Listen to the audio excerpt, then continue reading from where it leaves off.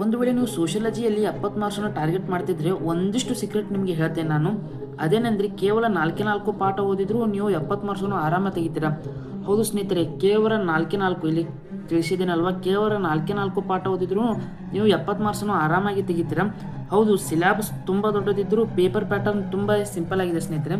ಈ ಒಂದು ವಿಡಿಯೋದಲ್ಲಿ ನೀವು ಏನನ್ನು ತಿಳ್ಕೊತೀರಾ ಅಂದರೆ ಆ 4 ಪಾಠಗಳು ಯಾವುವು ಮತ್ತು ಯಾವ ಇಂಪಾರ್ಟೆಂಟ್ ಕ್ವಶನ್ಗಳನ್ನು ನೀವು ಓದಬೇಕಾಗುತ್ತದೆ ಮತ್ತು ಹೇಗೆ 70 ಮಾರ್ಕ್ಸನ್ನು ಅಚೀವ್ ಮಾಡಬೇಕು ಎಲ್ಲವನ್ನು ನಿಮಗೆ ಕಂಪ್ಲೀಟಾಗಿ ಹೇಳ್ತೇನೆ. Don't worry. ಬನ್ನಿ, ಹಾಗಿದ್ರೆ ನಿಮ್ಮನ್ನು ಸ್ವಾಗತಿಸುತ್ತಾ ವಿಡಿಯೋ ಪ್ರಾರಂಭಿಸೋಣ. Hello my dear friends, welcome back to SP. Modi study at YouTube channel.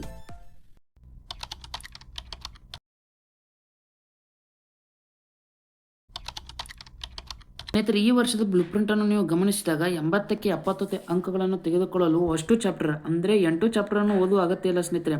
ನಾನು ಹೇಳು ಈ 4 ಮೋಸ್ಟ್ ಇಂಪಾರ್ಟೆಂಟ್ ಚಾಪ್ಟರ್ಗಳನ್ನು ನೀವು ಓದಿದರೆ ಸಾಕು.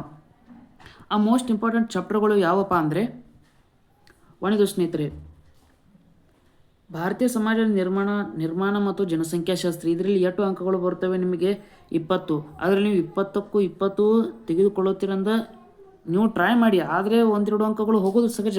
ಡೋಂಟ್ ವರಿ, ಮುಂದೆ ನಾನು ಎಕ್ಸ್ಪ್ಲೇನ್ ಮಾಡ್ತಾನೆ. ಇದೊಂದಾಯಿತು. ನಂತರ ಇನ್ನು ಸಾಮಾಜಿಕ ಅಸಮಾನತೆ ಮತ್ತು ಹೊರಗುಳುವಿಕೆ ಮತ್ತು ಒಳಗೊಳ್ಳುವಿಕೆ ಇದೊಂದಾಯಿತು. ಎಷ್ಟು? ಇದರಲ್ಲಿ 15 ಅಂಕಗಳಿವೆ. ಎಷ್ಟಾಯಿತು? ಟೋಟಲ್ ಆಗಿ 35 ಅಂಕಗಳು ನಿಮಗೆ ಇಲ್ಲೇ ಸಿಕ್ತು. ಇನ್ನು ಒಳಗೊಳ್ಳುವಿಕೆ ತಂತ್ರಗಳು, 3ನೇ ಚಾಪ್ಟರ್ ಒಳಗೊಳ್ಳುವಿಕೆ ತಂತ್ರಗಳು. ಇದರಲ್ಲಿ ನಿಮಗೆ ಎಷ್ಟು ಅಂಕಗಳು ಸಿಕ್ತು? ಇದರಲ್ಲಿ ನಿಮಗೆ ಎಷ್ಟು ಅಂಕಗಳು ಸಿಕ್ತು? 15 ಅಂಕಗಳು ನಿಮಗೆ ಇಲ್ಲೇ ಸಿಕ್ತು. ಇನ್ನು ಈ 15 ಕೂಡಿಸಿ 30 ಆಯಿತು, ನಿಮಗೆ 50. ಈ ಚಾಪ್ಟರ್ಗಳನ್ನು ಓದಿದರೆ, ಈ 3 ಚಾಪ್ಟರ್ಗಳನ್ನು ಓದಿದರೆ ನಿಮಗೆ ಇಲ್ಲೇ 50 ಮಾರ್ಕ್ಸ್ ಬಂದು ಸ್ನೇಹಿತರೆ.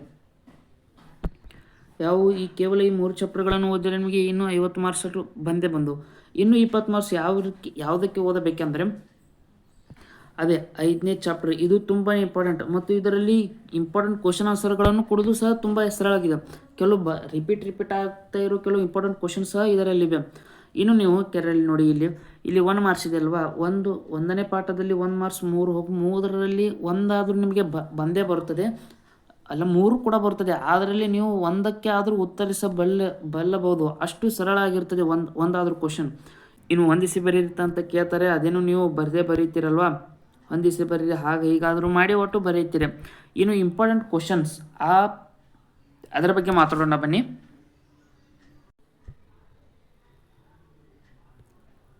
ಸ್ನೇಹಿತರೆ, 5 ಅಂಕಗಳ ಪ್ರಶ್ನೆಗಳಲ್ಲಿ 1ನೇ ಪಾಠದಿಂದ ಯಾವ್ಯಾವೆಲ್ಲ ಇಂಪಾರ್ಟೆಂಟ್ ಆಗ್ತವೆ ಅಂದರೆ, BS ಗುಹಾ ಅವರು ವರ್ಗೀಕರಿಸಿದ ಜನಾಂಗೀಯ ಸಮೂಹವನ್ನು ವಿಸ್ತರಿಸಿ ಅಂತ ಇದೆ.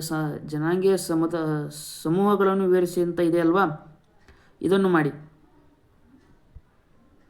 ಇದು ಒಂದಾಯಿತು. ಇನ್ನೊಂದು ಯಾವುದಪ್ಪ ಅಂದರೆ ಆರಣ್ಯೀಕರಣ ಪ್ರಕ್ರಿಯೆಯನ್ನು ಕುರಿತು ವಿವರಿಸಿ. ಇದು ಸಹ ಇಂಪಾರ್ಟೆಂಟ್ ಆಗುತ್ತದೆ ಸ್ನೇಹಿತರೆ. ಇದನ್ನು ಇಲ್ಲ ಅಂತ ಅನ್ಕೊಡೋಬ್ರಿ, ಇದು ತುಂಬ ಈಜಿ ಇದೆ. ಅರಣ್ಯ ಒಂದು ಕಥೆ ರೀತಿಯಲ್ಲಿ ಇದೆ, ಇದನ್ನು ನೀವು ಮಾಡ್ತೀರಾ. ಇದನ್ನು ಮುಂದುವರೆದುಕೊಂಡು ಇದೇ ಪಾಠದಲ್ಲಿ ಯಾವ್ಯಾವ ಇತರ ಇಂಪಾರ್ಟೆಂಟ್ ಪ್ರಶ್ನೆಗಳೆಂದರೆ, ಇದು ಅರಣ್ಯೀಕರಣ ಪ್ರಕ್ರಿಯೆಯ ಪ್ರಮುಖ ತೊಡಕುಗಳು, ಇದೇ 73ನೇ ಕ್ವಶನ್, ಇದಾಯಿತು. ಮತ್ತು ವೈವಿಧ್ಯತೆಯ ಸ್ವರೂಪಗಳನ್ನು ಮಾಡಿ, ಇದೊಂದಾಯಿತು. ಮತ್ತು ಏಕತೆಯ ಸ್ವರೂಪಗಳಾಯಿತು, ಇದು ಆಯಿತು. ಭಾವೈಕ್ಯತೆಯ ಸವಾಲುಗಳನ್ನು ಸಂಕ್ಷಿಪ್ತವಾಗಿ ವಿವರಿಸಿ, ಇದು ಕೂಡ ಪ್ರಶ್ನೆ. ಭಾವೈಕ್ಯತೆಯನ್ನು ಬಲಪಡಿಸಲು ಸಂಪೂರ್ಣಾನಂದ ಸಮಿತಿಯ ನೀಡಿದ ಸಲಹೆಗಳನ್ನು, ಇದು ಕೂಡ ಇಂಪಾರ್ಟೆಂಟ್ ಆಗುತ್ತದೆ. ಇನ್ನು ಸ್ವಲ್ಪ ಇಂಪಾರ್ಟೆಂಟ್ ಯಾವುದಪ್ಪ ಅಂದರೆ ಅದೇ ಭೀಮಾರು ಮತ್ತು ಡಿಮಾರುಗಳ ಕುರಿತು ಒಂದು ಟಿಪ್ಪಣಿ ಬರೆಯಿರಿ. ಇದನ್ನು ಇಂಪಾರ್ಟೆಂಟ್ ಅಲ್ಲ, ಹಾಗಂತ ಬಿಡಲಿಕ್ಕೆ ಹೋಗಬೇಡಿ. ಇದು ಕೂಡ ಕೆಲವೊಂದು ಬಾರಿ ಕೇಳಿದ್ದಾರೆ, ಆದರೆ ಮೋಸ್ಟ್ ರಿಪೀಟೆಡ್ ಆಗಿದ್ದು ನಾನು ಮೇಲೆ ವಿವರಿಸಿದ್ದೀನಲ್ವ ಆ ಕ್ವಶನ್ ಮಾತ್ರ. ಇದನ್ನು ಸಹ ಕೇಳಿದ್ದಾರೆ, ಅದು ಅಷ್ಟಾಗಿ ಅದು ಇಂಪಾರ್ಟೆಂಟ್ ಅಲ್ಲ. ಇನ್ನು ಇನ್ನೊಂದು ಮುಖ್ಯ ಇಂಪಾರ್ಟೆಂಟ್ ಯಾವುದಪ್ಪ ಅಂದರೆ ಅದೇ ಪ್ರಾಂತೀಯತೆ ಪರಿಣಾಮಗಳು. ಈ ಪ್ರಾಂತೀಯತೆ ಪರಿಣಾಮಗಳನ್ನು ಸಹ ಕೇಳ್ತಾರೆ. ಇವು ನಾವು ಯಾವ್ಯಾವ ಹೇಳಿದ್ದೀನಲ್ಲ, ಕ್ವಶನ್ ಹೆಚ್ಚಾದರೂ ಪರವಾಗಿಲ್ಲ ಸ್ನೇಹಿತರೆ, ಅಷ್ಟು ಮಾಡಿ ನೋಡಿ. 1 2 3 4 5 6 ಆಯಿತು, 7 ಆಯಿತು, 8 ಆಯಿತು, ಇನ್ನು 9 ಆಯಿತು. ಭೀಮಾರನ್ನು ಹಿಡಿದರೆ 10 ಆಯಿತು. ಈ 10 ಇಂಪಾರ್ಟೆಂಟ್ ಕ್ವಶನ್ಗಳನ್ನು ಮಾಡಿ ಸ್ನೇಹಿತರೆ. 10 ಪ್ರಶ್ನೆಗಳು ಹೆಚ್ಚಾಗಿವೆ, ಡೋಂಟ್ ವರಿ. ಯಾಕೆಗಳು ಹೆಚ್ಚಾಗಿವೆ, ಅದರಿಂದ ಆಗೋ ಉಪಯೋಗಗಳನ್ನು ನಿಮಗೆ 10 ಮಾರ್ಕ್ಸ್ನಲ್ಲಿ ಇಲ್ಲೇ ತಿಳ್ತದೆ ನೋಡಿ. ನಿಮಗೆ 10 ಮಾರ್ಕ್ಸ್ನಲ್ಲಿ ಎಷ್ಟು ಮಾಡಬೇಕಾಗಿರೋದು ಒಂದೇ, ಅದೇ ನೋಡಿ. ಜನಸಂಖ್ಯಾ ವ್ಯಾಖ್ಯಾನಿಸಿ, ಭಾರತದ ಜನಸಂಖ್ಯಾ ಶಾಸ್ತ್ರದ ಚಿತ್ರದ ಪ್ರಮುಖ ಲಕ್ಷಣಗಳನ್ನು ವಿವರಿಸಿ. ಇದು ಒಂದೇ ನೀವು ಎಕ್ಸ್ಟ್ರಾ ಮಾಡಬೇಕು. ಇದೊಂದು ಕೂಡ ಮತ್ತು ಇನ್ನೊಂದಿದೆ. ಈ ಒಂದನೇ ಕ್ವಶನ್ ಮತ್ತು ಇಸ್ಲಾಂ ಧರ್ಮಗಳು ಇವೆ ಇದೆ ಅಲ್ವಾ, ಈ 2 ಕ್ವಶನ್ಗಳನ್ನು ಮಾತ್ರ ನೀವು ಹೆಚ್ಚಾಗಿ ಎಷ್ಟರ ಮಾಡಬೇಕಾಗಿರುತ್ತದೆ, ಉಳಿದೆಲ್ಲ. ಉದಾಹರಣೆಗೆ ಇಲ್ಲಿ ನೋಡಿ, ವೈವಿಧ್ಯತೆಯನ್ನು ವ್ಯಾಖ್ಯಾನಿಸಿ, ವೈವಿಧ್ಯತೆ ಭಾರತಕ್ಕೆ ವೈವಿಧ್ಯತೆ ವಿಧಗಳನ್ನು ವಿವರಿಸಿ, ಇದು ಆಯಿತು. ಮತ್ತು ಏಕತೆಯನ್ನು ವ್ಯಾಖ್ಯಾನಿಸಿ, ಏಕತೆಯ ವಿಧಗಳನ್ನು ವಿವರಿಸಿ. ಇದೆಲ್ಲವನ್ನು ನೀವು 5 ಅಂಕಗಳ ಪ್ರಶ್ನೆಗಳಲ್ಲೇ ಮಾಡಿರ್ತಿಲ್ಲ, ಅದು ಇಲ್ಲೇ ಬಂದಿರ್ತದೆ. ಈ ವೈವಿಧ್ಯತೆ, ಏಕತೆ ಆಯಿತು, ಇದೆಲ್ಲ ಇಲ್ಲೇ ಬಂದಿರ್ತದೆ. ನೀವು 5 ಅಂಕಗಳು ಮಾಡಿದಾಗ ಅದು 10 ಅಂಕಗಳು ಸಹ ಉಪಯುಕ್ತವಾಗುತ್ತದೆ. ಮತ್ತು ರಾಷ್ಟ್ರೀಯ ಭಾವೈಕ್ಯತೆಯನ್ನು ಸಾಧಿಸಲು ಇದು ಕೂಡ 5 ಅಂಕಗಳಲ್ಲಿ ಬಂದೇ ಹೋಗಿದೆ. ಸುಮ್ಮನೆ ಎಷ್ಟರ ಏನು ಮಾಡಬೇಕಪ್ಪ ಅಂದರೆ, ಓನ್ಲಿ ನೀವು ಭಾವೈಕ್ಯತೆಯನ್ನು ವ್ಯಾಖ್ಯಾನಿಸಿ, ಇದೊಂದು ವ್ಯಾಖ್ಯಾನವನ್ನು ಮಾಡಿಕೊಂಡ್ರೆ ಸಾಕು, 10 ಅಂಕಗಳಿಗೆ ನೀವು ಇಲ್ಲೇ ಕವರ್ ಆಗಿಬಿಡ್ತದೆ. ಇನ್ನೂ ಅಷ್ಟೇನು ಇಂಪಾರ್ಟೆಂಟ್ ಅಲ್ಲ. ಜನಸಂಖ್ಯಾ ಶಾಸ್ತ್ರಿ UN 3 ಇದೆ ಅಲ್ವಾ, ಈ 3 ಏನು ಅಷ್ಟೇನು ಇಂಪಾರ್ಟೆಂಟ್ ಅಲ್ಲ, ಹಾಗಂತ ಬಿಟ್ಟರು ನಡೀತಿದೆ. ಅದೇನು ಅಷ್ಟು ರಿಪೀಟ್ ಆಗುವ ಕ್ವಶನ್ಗಳಲ್ಲ ಸ್ನೇಹಿತರೆ, ಸುಮ್ಮನೆ ಗ್ಲಾನ್ಸ್ ಮಾಡಿಕೊಳ್ಳಿ ಸಾಕು ಅಷ್ಟೇ. ಇನ್ನು 2ನೇ ಪಾಠ ಸ್ನೇಹಿತರೆ, ನೀವು ಪುಸ್ತಕ ಮುಂದಿದ್ದರೆ ಒಳ್ಳೆಯದು, ಅಥವಾ ನಾನು ಇಲ್ಲೇ ಎಕ್ಸ್ಪ್ಲೇನ್ ಮಾಡ್ತಿರ್ತೀನಿ ಅಲ್ವಾ, 5 ಅಂಕಗಳಿಗೆ 10 ಅಂಕಗಳಿಗೆ ಯಾವ ಇಂಪಾರ್ಟೆಂಟ್ ಅಂತ. ಸ್ನೇಹಿತರೆ ಇನ್ನೊಂದು ಹೇಳೋದು ಮರ್ತೀನಿ ನಿಮಗೆ, 2 ಅಂಕಗಳನ್ನು ನೀವು ಅಷ್ಟನ್ನು ಓದಿಕೊಳ್ಳಿ. ಅದರಲ್ಲಿ ಇಂಪಾರ್ಟೆಂಟ್ ಅಂತ ಹೇಳೋಕ್ಕೆ ಬರೋಲ್ಲ, ಯಾಕಂದರೆ ನೀವು 5 ಅಂಕಗಳು ಮತ್ತು 10 ಅಂಕಗಳಲ್ಲಿ ಓದುತ್ತಿರ್ತೀರಲ್ವ, ಇದರಲ್ಲಿ ನಿಮಗೆ 1 ಮಾರ್ಕ್ಸ್ 2 ಮಾರ್ಕ್ಸ್ ಎಲ್ಲ ಕವರ್ ಆಗಿಬಿಡ್ತದೆ. ಈಗ 10 ಮಾರ್ಕ್ಸ್ನಲ್ಲಿ ಓದ್ತಿರ್ತೀರಲ್ವ, ರಾಷ್ಟ್ರೀಯ ಭಾವೈಕ್ಯತೆಯ ವ್ಯಾಖ್ಯಾನಿಸಿ ಅಂತ, ಆ ವ್ಯಾಖ್ಯಾನವನ್ನೇ 1 ಮಾರ್ಕ್ಸಿಗೆ ಕೇಳ್ತಾರೆ. ರಾಷ್ಟ್ರೀಯ ಭಾವೈಕ್ಯತೆ ಎಂದರೇನು ಹಾಗಂತಾನೆ ಕೇಳೋದು, ಅಲ್ಲಿ 1 ಮಾರ್ಕ್ಸ್ ನಿಮಗೆ ಎಲ್ಲ ಕವರ್ ಆಗಿಬಿಡ್ತದೆ. ನಿಮಗೆ ನೀಲನಕ್ಷೆ ಹೇಳುವಾಗ ನಾನು ಹೇಳಿದ್ದಿಲ್ಲಲ್ವ, ಅದು ಹೀಗೆ ಬತ್ತು, ನಾನು ಅದನ್ನು ಈಗ ಹೇಳಿದೆ, ಅದನ್ನು ಹೋಲಕ್ಕೆ ಬಿಡಿ ಸ್ನೇಹಿತರೆ. ಇನ್ನು 2ನೇ ಪಾಠದಲ್ಲಿ 10 ಅಂಕಗಳ ಇಂಪಾರ್ಟೆಂಟ್ ಕ್ವಶನ್ಗಳನ್ನು ಯಾವುವು ಎಂದು ನೋಡೋಣ ಬನ್ನಿ. ಅದರಲ್ಲಿ 2ನೇ ಪಾಠದಲ್ಲಿ ನಿಮಗೆ 5 ಅಂಕದ ಇಂಪಾರ್ಟೆಂಟ್ ಅಥವಾ 5 ಅಂಕದ ಪ್ರಶ್ನೆಗಳು ಇಲ್ಲ ಈ ಬ್ಲೂ ಪ್ರಿಂಟ್ ಪ್ರಕಾರ.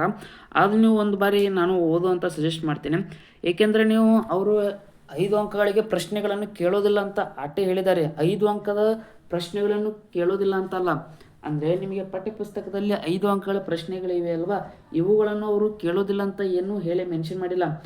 ಇದರ ನಾನು ಯಾಕೆ ಈ ರೀತಿಯಾಗಿ ಹೇಳ್ತಾ ಇದ್ದೇನೆ ಅಂದರೆ, ನೀವು ಹೋದ ವರ್ಷ ತಾವು ನೋಡಿರ್ಬೋದು, ಪೊಲಿಟಿಕಲ್ ಸೈನ್ಸ್ ಆಗಿರ್ಬೋದು, ಇತರ ವಿಷಯಗಳಲ್ಲಿ ಪೊಲಿಟಿಕಲ್ ಸೈನ್ಸ್ನಲ್ಲಿ ನೀವು ಸ್ವಲ್ಪ ಅಬ್ಸರ್ವ್ ಮಾಡಿದಾಗ 1935ರ ಕಾಯ್ದೆ ಮುಖ್ಯಾಂಶಗಳು 10 ಅಂಕಗಳಿಗಿದೆ, ಆದರೆ ಅವರು ಅದನ್ನು 5 ಅಂಕಗಳಿಗೆ ಕೇಳಿದರು. ಏಕೆಂದರೆ ಅದನ್ನೇ ಶಾರ್ಟ್ ಮಾಡಿ 5 ಅಂಕಗಳಿಗೆ ಸಹ ಕೇಳ್ಬೋದು. ಇನ್ನು 5 ಅಂಕಗಳಿದ್ದನ್ನು 10 ಅಂಕಗಳು ಸಹ ಮಾಡ್ಬೋದಲ್ವಾ. ಅದಕ್ಕೆ ನಾನು ಈ 5 ಅಂಕಗಳಿಗೆ ಯಾವೆಲ್ಲ ಲಾಂಗ್ ವಿವರಣೆಗಳಿವೆಯೋ ಅಥವಾ ದೊಡ್ಡ ದೊಡ್ಡ ಟಿಪ್ಪಣಿಗಳಿವೆಯೋ ಅದನ್ನು 10 ಅಂಕಗಳಿಗೆ ಸಹ ಅದನ್ನು ಕೇಳಬಹುದು ಅವರು. ಆದ್ದರಿಂದ ನೀವು ಅವನ್ನು ಸುಮ್ಮನೆ ನೋಡಿಕೊಳ್ಳಿ, ಯಾವುದು ದೊಡ್ಡ ಟಿಪ್ಪಣಿ ಇವೆ ಅಲ್ವಾ, ಅವುಗಳನ್ನು ಮಾತ್ರ ಓದಿಕೊಳ್ಳಿ. ಇಲ್ಲಿ ಸಣ್ಣ ಪುಟ್ಟ ಟಿಪ್ಪಣಿ ಇದ್ದರೆ ಬಿಟ್ಟು ಬಿಡಿ ನಡೆಯುತ್ತದೆ. ಇನ್ನು 10 ಅಂಕಗಳ ಪ್ರಶ್ನೆಗಳನ್ನೇ ನೋಡೋಣ ಬನ್ನಿ. ಜಾತಿ ಪದ್ಧತಿಯನ್ನು ವ್ಯಾಖ್ಯಾನಿಸಿ, ಪ್ರಮುಖ ಲಕ್ಷಣಗಳನ್ನು ವಿವರಿಸಿ. ಇದರಲ್ಲಿ ಜಾತಿಯ ಲಕ್ಷಣಗಳು ಹೋಳಾದ ಭಾಗ ಆಗಿದೆ, ಇದೆ ಸ್ಥಿರವಾದದ್ದು ಇದೆಯಲ್ವ ಸ್ನೇಹಿತರೆ. ಒಟ್ಟು ಪಾಯಿಂಟ್ಗಳನ್ನು ಓದಿಕೊಳ್ಳಿ ನೀವು. ಆದಷ್ಟು ವಿವರಣೆಗಳನ್ನು ದೊಡ್ಡದಾಗಿ ಬರೆಯಿರಿ ಮತ್ತು ಪೇಜ್ಗಳನ್ನು 3.5 ಪೇಜ್ ಆದರೂ ಖಂಡಿತವಾಗಿ ಬರೆಯಿರಿ ಸ್ನೇಹಿತರೆ. ಆದ್ದರಿಂದ ನಿಮಗೆ ಹೆಚ್ಚು ಅಂಕಗಳು ಬರುತ್ತವೆ, ಇಲ್ಲಿಕಂದ ಕಡಿಮೆ ಅಂಕಗಳು ಬರುತ್ತವೆ. ಸ್ವತಂತ್ರ ನಂತರ ಭಾರತದಲ್ಲಿ ಜಾತಿಯಲ್ಲದ ಬದಲಾವಣೆಗಳನ್ನು, ಇದು ಸಹ ಇಂಪಾರ್ಟೆಂಟ್ ಆಗುತ್ತದೆ. ಯಾವುದು 62ನೇ ಕ್ವಶನ್, ಇದು ಸಹ ಇಂಪಾರ್ಟೆಂಟ್ ಆಗುತ್ತದೆ. ಮತ್ತು ಪರಿಶಿಷ್ಟ ಪಂಗಡಗಳ ಸಮಸ್ಯೆ 63ನೇ ಕ್ವಶನ್, ಇದು ಸಹ ಇಂಪಾರ್ಟೆಂಟ್ ಆಗುತ್ತದೆ. ಈ 3 ಇಂಪಾರ್ಟೆಂಟ್ ಆಗುತ್ತದೆ. ಜಾತಿ ವ್ಯವಸ್ಥೆಯಲ್ಲದ ಬದಲಾವಣೆಗಳ ಪ್ರಮುಖ ಕಾರಣಗಳನ್ನು ವಿವರಿಸಿ, ಇದನ್ನು ಸಹ ನೀವು ಓದಬೇಕಾಗುತ್ತದೆ. ಇದು ಸಹ ತುಂಬಾ ಇಂಪಾರ್ಟೆಂಟ್ ಆಗುತ್ತದೆ. ಇನ್ನು 65ನೇ ಕ್ವಶನ್ ಅಷ್ಟಾಗಿ ಓದಬೇಡಿ, ಸುಮ್ಮನೆ ಓದದೇ ಇದ್ದರೆ ಬಿಟ್ಟು ಬಿಡಿ ಸ್ನೇಹಿತರೆ, ಇದನ್ನು ಓದಲಿಕ್ಕೇನೆ ಹೋಗಬೇಡಿ, ಸುಮ್ಮನೆ ಅಷ್ಟೇ ಗ್ಲಾನ್ಸ್ ಮಾಡಿಕೊಳ್ಳಿ ಸಾಕು. ವೇಟ್ ಮಾಡಿ ಸ್ವಲ್ಪ, ಸುಮ್ಮನೆ ಅಷ್ಟೇ ಗ್ಲಾನ್ಸ್ ಮಾಡಿಕೊಳ್ಳಿ ಸಾಕು. ಪರಿಶಿಷ್ಟ ಜಾತಿಯನ್ನು ವ್ಯಾಖ್ಯಾನಿಸಿ, ಪರಿಶಿಷ್ಟ ಜನರ ಸಮಸ್ಯೆಗಳು, ಇದನ್ನು ಓದಿಕೊಳ್ಳಿ. ಇದನ್ನು ಸಹ ಅಷ್ಟೇ ಗ್ಲಾನ್ಸ್ ಮಾಡಿಕೊಳ್ಳಿ. ಯಾವುದು 66ನೇ ಕ್ವಶನ್.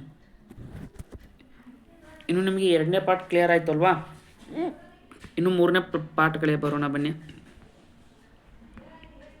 ಚಾಪ್ಟರ್ 3ರ 5 ಅಂಕಗಳ ಪ್ರಶ್ನೆಗಳು ಯಾವಪ್ಪ ಅಂದರೆ,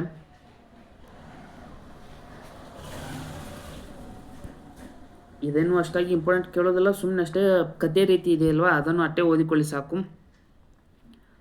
ಬ್ರಿಟಿಷ್ ವಿರೋಧಿ ಜಾತಿ ವ್ಯವಸ್ಥೆಯಲ್ಲಿ ಉಂಟಾದ ಪರಿವರ್ತನೆಗಳನ್ನು ಸಂಕ್ಷಿಪ್ತವಾಗಿ ವಿವರಿಸಿ, ಇದು ಸಹ ಇಂಪಾರ್ಟೆಂಟ್ ಆಗುತ್ತದೆ.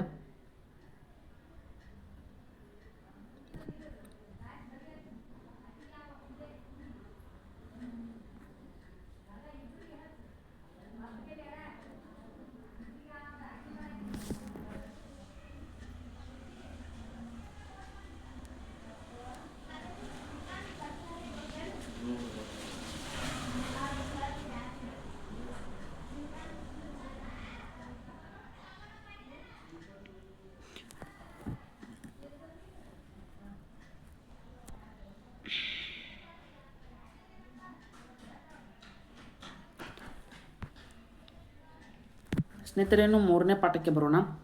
ಇದರಲ್ಲಿ ಇಂಪಾರ್ಟೆಂಟ್ ಕ್ವಶನ್ಗಳು ಯಾವಪ್ಪ ಅಂದರೆ 5 ಅಂಕಗಳಿಗೆ ಯಾವೆಲ್ಲ ಇಂಪಾರ್ಟೆಂಟ್ ಕ್ವಶನ್ಗಳನ್ನು ಕೇಳ್ತಾರೆ ಅಂದರೆ, ಅಸ್ಪೃಶ್ಯತಾ ಕಾನೂನು ಮುಖ್ಯಾಂಶಗಳು. ಇದನ್ನು ಸುಮ್ಮನೆ ಅಷ್ಟೇ ಗ್ಲಾನ್ಸ್ ಮಾಡಿಕೊಳ್ಳಿ, ಅದೇನೂ ಅಷ್ಟು ಇಂಪಾರ್ಟೆಂಟ್ ಆಗೋದಿಲ್ಲ. ಪರಿಶಿಷ್ಟ ಜಾತಿಗಳು, ಪರಿಶಿಷ್ಟ ಪಂಗಡಗಳು, ಸ್ವಯಂ ಸೇವೆ, ಇದನ್ನು ಅಷ್ಟೇನು ಇಂಪಾರ್ಟೆಂಟ್ ಅಲ್ಲ ಸ್ನೇಹಿತರೆ, ಸುಮ್ಮನೆ ಗ್ಲಾನ್ಸ್ ಮಾಡಿಕೊಳ್ಳಿ ಸಾಕು. ಆದರೆ ಇಂಪಾರ್ಟೆಂಟ್ ಯಾವಪ್ಪ ಅಂದರೆ 29ನೇ ಕ್ವಶನ್ ಇವೆ ನೋಡಿ. 29ನೇ ಕ್ವಶನ್ 39ನೇ ಕ್ವಶನ್, 40ನೇ ಕ್ವಶನ್, 41ನೇ ಕ್ವಶನ್, ಇವು 3 ಸಹ ತುಂಬ ಅಂದರೆ ತುಂಬಾ ಇಂಪಾರ್ಟೆಂಟ್, ಹೆಚ್ಚು ರಿಪೀಟ್ ಆಗೋ ಕ್ವಶನ್ಗಳು ಇವು. ಆದ್ದರಿಂದ ಇದಕ್ಕೆ ಯಾವುದೇ ರೀತಿಯ ನೆಗ್ಲೆಕ್ಟ್ ಮಾಡಲಿಕ್ಕೆ ಹೋಗಬೇಡಿ. ಇನ್ನು ಮಹಿಳಾ ಸಬಲೀಕರಣ ಕಾರ್ಯತಂತ್ರಗಳು, ಅವು ಪಾಯಿಂಟ್ಗಳು ಎಷ್ಟಿವೆ ಅಂದರೆ ಕಡಿಮೆ ಇವೆ, 10 ಪಾಯಿಂಟ್ ಆಗೋದಿಲ್ಲ. ಆದ್ದರಿಂದ ಪಾಯಿಂಟ್ಗಳು ಕಡಿಮೆ ಇವೆ ಅಂತ ನೀವು ಏನಾದರೂ ಕಡಿಮೆ ಪಾಯಿಂಟ್ಗಳನ್ನು ಬರೆದರೆ ಅವರು 5ಕ್ಕೆ 3 ಅಥವಾ 4 ಕೊಡುವ ಸಂಭವನೀಯತೆ ಇದೆ, ಪೀಠಿಕೆ ಮತ್ತು ಉಪಸಂಹಾರ ಬರೆದರೂ ಸಹ. ಆದ್ದರಿಂದ ನೀವು ಏನು ಮಾಡಬೇಕಪ್ಪ ಅಂದರೆ ಆ 7 ಪಾಯಿಂಟ್ಗಳನ್ನು 10 ಪಾಯಿಂಟ್ ಆಗಿ ಮಾಡಬೇಕು. ಎಕ್ಸಾಂಪಲ್, ಈಗ 1ನೇ ಪಾಯಿಂಟ್ ಅಂತ ತುಂಬಾ ಲಾಂಗ್ ಸೆಂಟೆನ್ಸ್ ಇದೆ ಅಂತ ತಿಳಿದುಕೊಳ್ಳಿ ನೀವು. ಅಲ್ಲಿ ಮತ್ತು ಆದ್ದರಿಂದ ಮತ್ತು ಅಂತ ಪಾಯಿಂಟ್ ಹಾಕಿ ಇನ್ನೊಂದು ಸೆಂಟೆನ್ಸ್ ಕಂಟಿನ್ಯೂ ಮಾಡ್ತಾರಲ್ವ, ಅದನ್ನು ಕಟ್ ಮಾಡಿ 2ನೇ ಪಾಯಿಂಟಾಗಿ ನೀವು ಕನ್ವರ್ಟ್ ಮಾಡಬೇಕಾಗುತ್ತದೆ. ಇಲ್ಲೇ ಎಷ್ಟೋ ಜನ ಹೇಳುತ್ತಾರೆ, ನಾನು ತುಂಬಾ ಆನ್ಸರ್ ಶೀಟ್ಗಳನ್ನು ಚೆಕ್ ಮಾಡಿದ್ದೀನಿ. ಇವನ್ ನಾನು ಸಹ ಇದನ್ನೇ ಅನುಭವಿಸಿದೆ ಸ್ನೇಹಿತರೆ. ನಾನು ಬರೆಯುವಾಗ ನಾನು ಆನ್ಸರ್ ಶೀಟನ್ನು ಸಹ ನಿಮಗೆ ಒಂದು ದಿನ ತೋರಿಸ್ತೇನೆ, ಡೋಂಟ್ ವರಿ. ಇನ್ನು 10 ಅಂಕಗಳಿಗೆ 10 ಅಂಕಗಳನ್ನು ಸಹ ನೀವು ಓದಿಕೊಳ್ಳಿ ಸ್ನೇಹಿತರೆ, ಅದು ಸಹ ತುಂಬ ಇಂಪಾರ್ಟೆಂಟ್ ಆಗುತ್ತದೆ.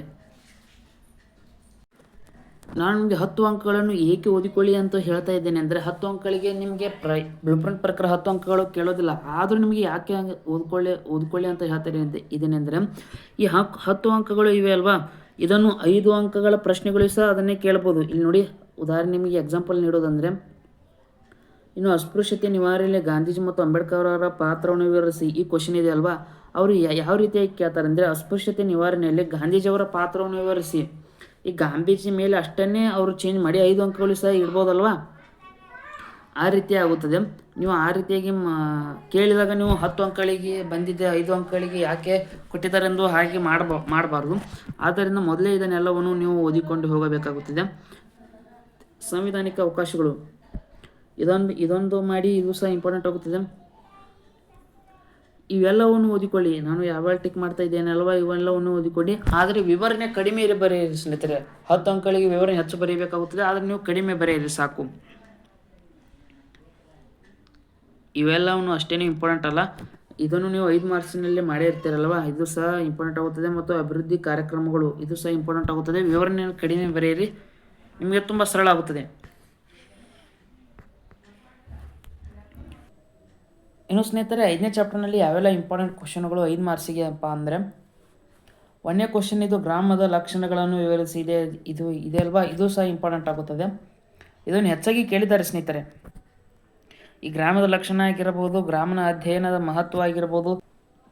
ಇನ್ನು ಭಾರತೀಯ ಸಾಮಾಜಿಕ ಸಮಸ್ಯೆಗಳು, ಇವು ಸಾಮಾಜಿಕ ಸಮಸ್ಯೆಗಳು ಇವನ್ನು ತುಂಬ ಸಿಂಪಲಾಗಿ ಓದಿ ಸ್ನೇಹಿತರೆ. ಇದನ್ನು ನಿಮಗೆ ಓದೋದಕ್ಕೆ ತುಂಬ ಭಾರ ಏನಾಗೋದಿಲ್ಲ, ಸರಳ ವಿವರಣೆಗಳಿವೆ. 5-6 ಪಾಯಿಂಟ್ಗಳು ಮಾತ್ರ ಇವೆ. 5-6 ಪಾಯಿಂಟ್ಗಿಂತ ಸುಮ್ಮನೆ ಪಾಯಿಂಟ್ ಇವೆ, ಅದರ ವಿವರಣೆ ಕಡಿಮೆ ಇದೆ, ನೀವೇ ನೋಡಿದಿರಲ್ವಾ. ಇನ್ನು ಸಮುದಾಯ ಅಭಿವೃದ್ಧಿ ಯೋಜನೆ ಆಗಿರ್ಬೋದು, ಇವನು ಅಷ್ಟು ಇಂಪಾರ್ಟೆಂಟ್ ಆಗೋದಿಲ್ಲ, ಸುಮ್ಮನೆ ಗ್ಲಾನ್ಸ್ ಮಾಡಿಕೊಳ್ಳಿ 3ಗಳನ್ನು. ಭಾರತೀಯ ಗ್ರಾಮಗಳ ಮೇಲೆ ಬ್ರಿಟಿಷ್ ಆಳ್ವಿಕೆಯ ಪ್ರಭಾವ, ಅಷ್ಟೇನು ಇಂಪಾರ್ಟೆಂಟ್ ಅಲ್ಲ, ಬಿಟ್ಟರು ನಡೆಯುತ್ತದೆ.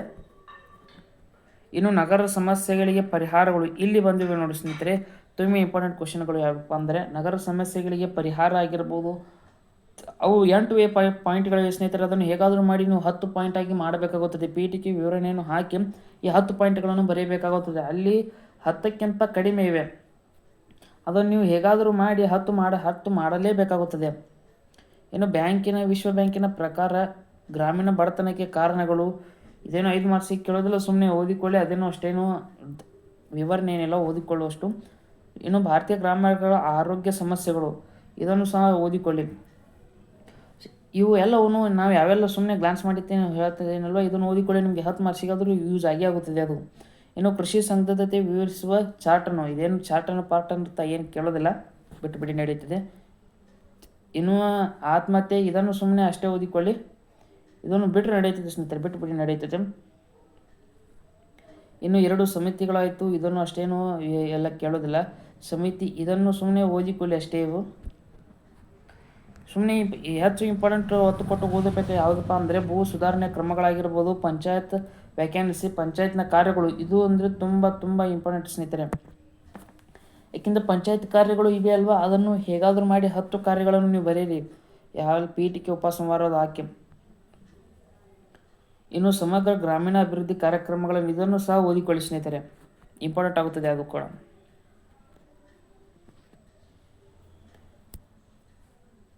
ಇನ್ನು ಕೊಳಚೆ ಪ್ರದೇಶಗಳ ಬೆಳವಣಿಗೆಯ ಕಾರ್ಯಗಳು ಇದು ಸಹ ಇಂಪಾರ್ಟೆಂಟ್ ಆಗುತ್ತದೆ, ಇದನ್ನು ಓದಿಕೊಳ್ಳಿ.